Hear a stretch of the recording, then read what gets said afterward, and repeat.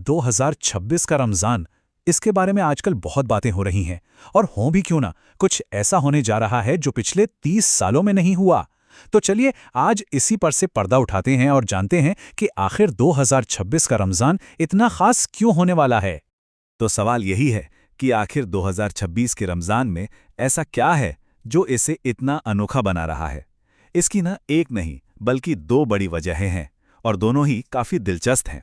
पहली वजह जो है वो कैलेंडर में छिपी हुई है और ये सिर्फ कोई तारीख का बदलना नहीं है बल्कि एक ऐसा खगोलीय संयोग है जो पूरे 30 साल बाद वापस आ रहा है।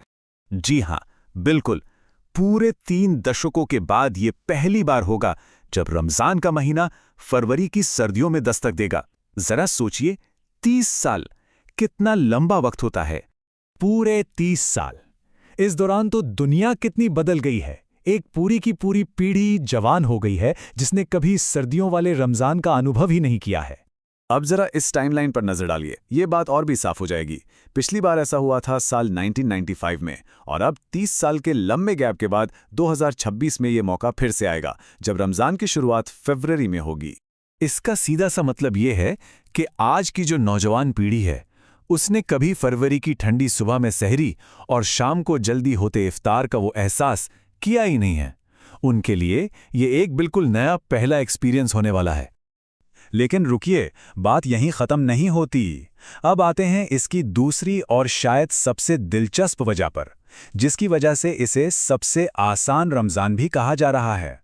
एक्सपर्ट्स का तो यहाँ तक कहना है कि 2026 का रमज़ान पिछले 30 सालों का सबसे आसान रमज़ान होने वाला है।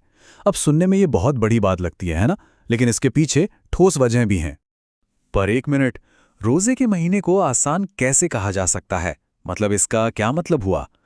इसका जो राज है ना, वो 2 चीज़ों में छिपा है, दिन की लंबाई और उस दिन का मौसम। तो चलिए अब इन दोनों वजहों को ज़रा और गहराई से समझते हैं कि कैसे मौसम और दिन की लंबाई मिलकर इस रमज़ान को इतना अलग बना रहे हैं। इस टेबल को देखिए, सारी कहानी साफ हो जाएगी। एक तरफ है गर्मी के रमज़ान, जहां दिन लंबे होते हैं, मौसम गर्म होता है और जाहिर है प्यास भी बहुत लगती है।